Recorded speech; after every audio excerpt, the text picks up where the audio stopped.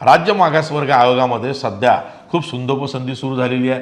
राज्य मागासवर्ग आयोग जो आहे तो ओबीसी आणि तत्सम जातींना आरक्षण देण्यासाठी किंवा तशी तजवीज करण्यासाठी किंवा तशी शिफारस राज्य सरकारला करण्यासाठी म्हणून तो आयोग आहे।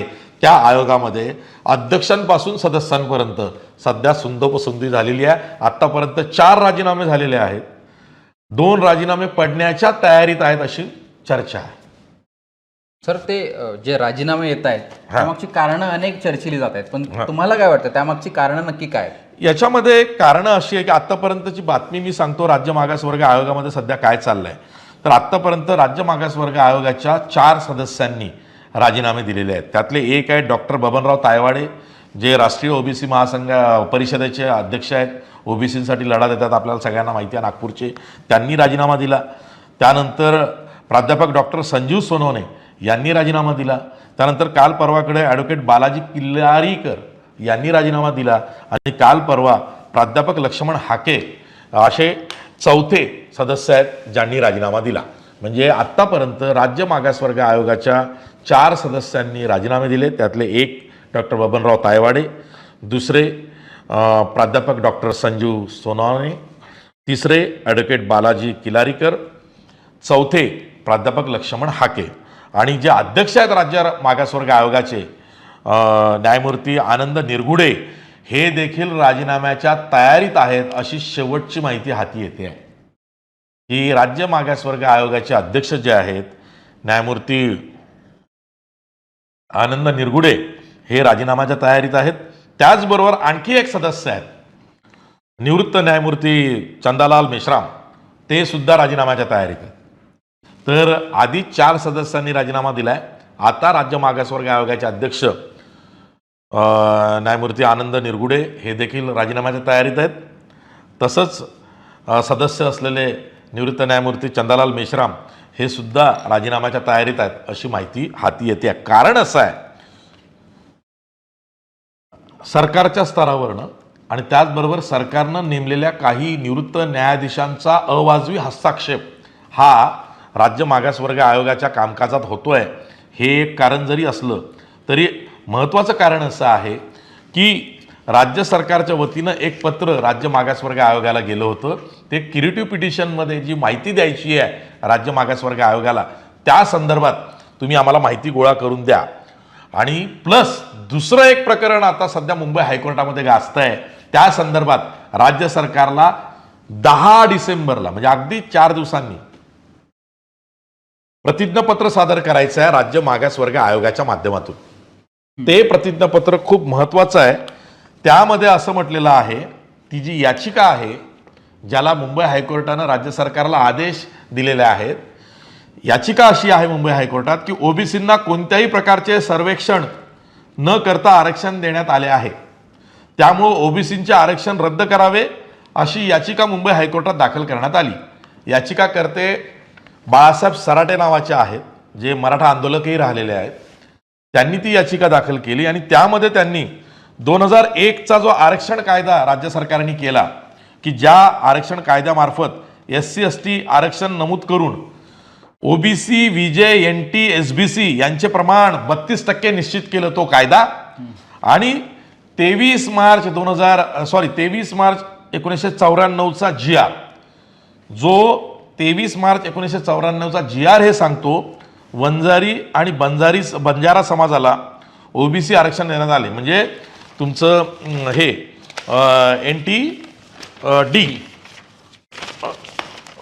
किती 2% NTDला 2%, हां NTD 2% जे दिलं गेलं, NTD 2% वंजारी बंजारा समाजाला आरक्षण देण्यात आलं। तो जो GR काढला तो GR 1994चा आणि 2001चा आरक्षणाचा कायदा ज्यामधून ओबीसी विजे NT SBC 32% म्हणजे जे फ्लोटिंग 2% त्यात आलेला आहे, 32% प्रमाण निश्चित केले गेले सब कॅटेगरायझेशन। ह्या दोन्ही बाबी म्हणजे 2001चा कायदा आणि 1994चा GR ह्या रद्द करावेत, हे दोन्ही रद्द करावेत यासाठी ती याचिका आहे। आणि त्या संदर्भात हायकोर्टानं 2दा आधी राज्य सरकारला सांगितलं होतं प्रतिज्ञापत्र सादर करावं राज्य मागासवर्ग आयोगाचं, पण राज्य सरकारने ते केलं नव्हतं आणि म्हणून मग मुंबई हायकोर्टाचे मुख्य न्यायाधीश देवेंद्र कुमार उपाध्याय यांच्या खंडपीठानं राज्य सरकारला आदेश दिला की राज्य मागासवर्ग आयोगामार्फत तुम्ही ओबीसींचं आरक्षण का रद्द करता येऊ नये या संदर्भामध्ये ओबीसी आरक्षणाची सद्यस्थिती, कोणाला किती टक्के आरक्षण देताय, कसं देताय, कशाच्या अन्वये देताय या संबंधीचं प्रतिज्ञापत्र ॲफिडेव्हिट सादर करा. ते सुद्धा 10 डिसेंबर म्हणजे 4 दिवसांनी 10 डिसेंबरपर्यंत. आणि पुढची सुनावणी ही 3 जानेवारीला 2024ला ठेवण्यात आलेली आहे. पण आता 10 डिसेंबरपर्यंत राज्य सरकारनं ॲफिडेव्हिट द्यायचं आणि ते जे ॲफिडेव्हिट आहे त्याची तयारी राज्य मागासवर्ग आयोगामध्ये चालली होती. आणि हे जे राजीनामे पडतायत राज्य मागासवर्ग आयोगाचे, 4 राजीनामे झाले, 2 कदाचित उद्या परवाकडे पडतील असं म्हणतात, त्यामध्ये अध्यक्षच आहे. त्यांचं असं म्हणणं आहे की ओबीसी आरक्षणाबाबत राज्य मागासवर्ग आयोगाच्या सर्व सदस्यांनी एकमतानं तयार केलेले प्रतिज्ञापत्र ॲफिडेव्हिट हायकोर्टात सादर करण्यात येत नाहीये. आम्हाला त्यामध्ये बदल करा असं ॲडव्होकेट जनरल मार्फत सांगितलं जात आहे.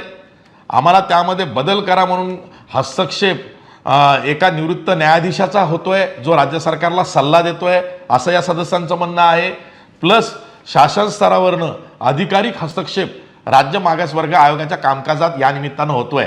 आणि मग जर का आम्हाला ॲटॉनॉमी असेल, राज्य मागासवर्ग आयोगाला स्वायत्ता असेल, तर ती स्वायत्तता आम्हाला पाळू दिली जात नाहीये. आणि म्हणून हे कारण करून प्राध्यापक डॉक्टर संजीव सोनवणे, ॲडव्होकेट बालाजी किलारीकर, प्राध्यापक लक्ष्मण हाके आणि डॉक्टर बबनराव तायवाडे या 4 सदस्यांनी राज्य मागासवर्ग आयोगाचा राजीनामा दिला. आणि इतर जे 2 आहेत त्यामध्ये अध्यक्ष आहेत राज्य मागासवर्ग आयोगाचे सध्याचे न्यायमूर्ती आनंद निरगुडे आणि एक सदस्य आणखी निवृत्त न्यायमूर्ती चंदालाल मेश्राम, हे दोघेही राजीनाम्याच्या तयारीत आहेत अशी माहिती येते. म्हणजे थोडक्यात 3 गोष्टी पॅरलल चाललेल्या आहेत आरक्षणाच्या दृष्टीनं, ज्यावरनं सध्या प्रचंड वातावरण सरकारच्या स्तरावरती मतभेदानं ग्रासलं गेलेलं आहे. एक म्हणजे क्युरेटिव्ह पिटिशनची सुनावणी सुप्रीम कोर्टात आहे, जे एसीबीसीचं मराठा आरक्षण आहे त्याची फाईल पुन्हा रिओपन होते की काय, म्हणजे खटला रिओपन होतो नाही होत, कायमचं डिसमिस होऊन जाईल ते. दुसरं म्हणजे राज्य मागासवर्ग आयोगामध्ये सुंदोपसुंदी सुरू आहे, ती याला घेऊन सुरू आहे की ओबीसी आरक्षण हे कसं ग्राह्य आहे नाही आहे यावरनं मुंबई हायकोर्टानं राज्य सरकारला जे आदेश देऊन सांगितलं की 10 डिसेंबरपर्यंत तुम्ही प्रतिज्ञापत्र सादर करावं. आम्ही एकमतानं प्रतिज्ञापत्र दिलेलं आहे, ते सादर करू दिलं जात नाही, त्याच्यामध्ये काही बदल करा असा हस्तक्षेप केला जातोय. आणि तो बदल हा ओबीसींच्या हिताचा नाही असं या सदस्यांचं म्हणणं आहे. पुन्हा ती जी याचिका आली आहे मुंबई हायकोर्टामध्ये, त्या याचिकेमुळे एवढा घोळ झालेला आहे की आत्तापर्यंत अनेक ओबीसी जातींना विदाऊट एनी सर्वे जे आरक्षण ओबीसींचं मिळालेलं आहे त्यावरती प्रश्नचिन्ह हे न्यायालयाच्या कक्षेमध्ये जर का उभे झाले की काही समाजांना कुठलाच पुरावा न तिथे सादर करता आरक्षण दिलं गेलेलं आहे. त्याचे 2 उदाहरणं दिलेले आहेत त्या याचिकेमध्ये. एक म्हणजे 1994चा GR, ज्यामार्फत वंजारी आणि बंजारा समाजाला 2% आरक्षण दिलं. तिथं याचिकाकर्त्याचं असं म्हणणं आहे की 0.25% लोकसंख्या वंजारी समाजाची आहे, पण 2% आरक्षण दिलं गेलेलं आहे. हे कसं काय, हा एक मोठा लॉजिकल मुद्दा त्यामध्ये आहे. बंजारा समाजाच्याही बाबतीत तसं आहे की तेव्हा तत्कालीन त्याच्या आधी स्वर्गीय मुख्यमंत्री सुधाकरराव नाईक यांनी एक वाधवा समिती नेमली होती, न्यायमूर्ती वाधवांची, आणि त्यांच्या माध्यमातून बंजारा आणि वंजारी हे 2 वेगवेगळे समाज आहेत, त्यांना आरक्षण कसं देता येईल याचा अभ्यास झाला होता. आणि मग जेव्हा तत्कालीन मुख्यमंत्री म्हणून शरद पवार आले मुंबई बॉम्बस्फोटाच्या म्हणजे मुंबई दंगलीनंतर, म्हणजे सुधाकरराव नाईक जाऊन, आणि मग त्या काळामध्ये शरद पवार यांच्या सरकारच्या काळामध्ये हा 23 मार्च 1994चा GR निघालेला आहे, तो रद्द करा. एक. आणि दुसरं 2001ला हा जो आरक्षणाचा कायदा झाला आहे की ज्यामध्ये 32% ही टक्केवारी निश्चित केली गेलेली आहे याची ओबीसीची, ज्यामध्ये 30%च तशी ती निघते आणि बाकीची जी आहे 2% तो फ्लोटिंग आहे. त्या 30%चंही बायफर्केशन जर का करतो म्हटलं तर असं आहे की SC 13%, ST 7%, म्हणजे 20% बाजूला काढा SC ST. मग 52 पैकी उरलेले 32 कसे? तर ओबीसी 19%, VJ 3%, NTB 2.5%, NTC म्हणजे धनगर समाजाला जे 3.5% दिलं ते, आणि NTD जे 2% वंजारी बंजारा समाजाला दिलं ते, असं करून 30%, प्लस मी जसं म्हटलं की SBC विशेष मागास प्रवर्ग 2% जे नोकरीमध्ये आहे फ्लोटिंग.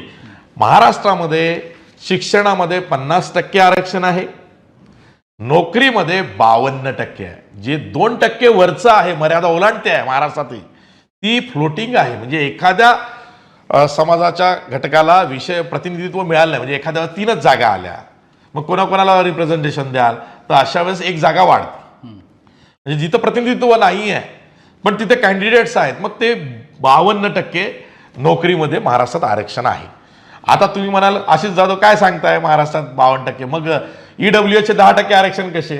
तर EWS 10% आरक्षण जे केंद्र सरकारनं दिलेलं आहे ते याच्या पलीकडचं आहे. ते केंद्र सरकारचं म्हणून गेलेले आहेत, ते आर्थिक निकषावरती गेले आहेत. म्हणजे क्रीमी लेअर जे आहे की एखाद्याचं उत्पन्न 8 लाखापेक्षा कमी असेल आणि त्याला आर्थिकदृष्ट्या दुर्बल म्हणून त्याच्याकडं सर्टिफिकेट असेल तर, आणि त्याच्याकडं यापैकी कोणतंही आरक्षण नसेल, तर त्याला ते 10% आरक्षण, तेही केंद्राच्या शिक्षण सेवेत आणि केंद्राच्या नोकरीमध्ये मिळतंय. म्हणजे जसं की SCBC जे मराठा आरक्षणानं दिलं गेलं होतं, ज्यांच्याकडं ते SCBCचे प्रमाणपत्र मधल्या काळात काढली गेली. म्हणजे तुम्हाला आठवत असेल कायदा लागू झाला हा 2018ला, आणि ते आरक्षण सुप्रीम कोर्टात रद्द झालं 2021ला.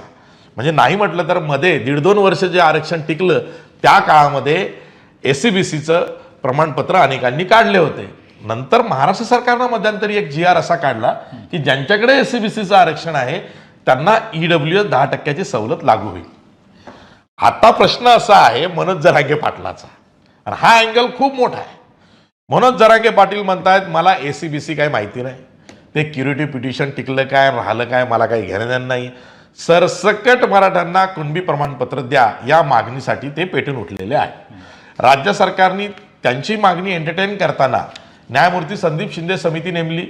तिची कार्यकक्षा आधी मराठवाड्यातले 8 जिल्हे होते, नंतर मग मुख्यमंत्र्यांनी ती कार्यकक्षा राज्यभर केली, 36 जिल्हे करून टाकले. आणि जिथे म्हणून कुणबी नोंदी सापडतायत, तसे दाखले सापडतायत, तशी 3 पिढ्याची वंशावळ जुळते आहे, त्यांना कुणबी प्रमाणपत्र द्या असं म्हटलेलं आहे. त्यानुसार काही हजार कुणबी प्रमाणपत्र जारी झालेले आहेत.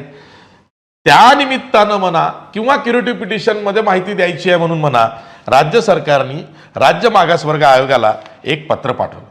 आणि ते जे पत्र आहे त्यामध्ये कळीचा मुद्दा असा आहे की ज्यावरती आक्षेप घेतला गेला, तो आक्षेप असा घेतला गेला की राज्य सरकारच्या वतीनं जे पत्र राज्य मागासवर्ग आयोगाला पाठवलं गेलं त्यामध्ये असं म्हटलं की मराठा, त्यानंतर कुणबी मराठा, मराठा कुणबी, कुणबी, लेवा कुणबी, लेवा पाटील, लेवा पाटीदार अशा 7 जातींचा अभ्यास नव्यानं करा.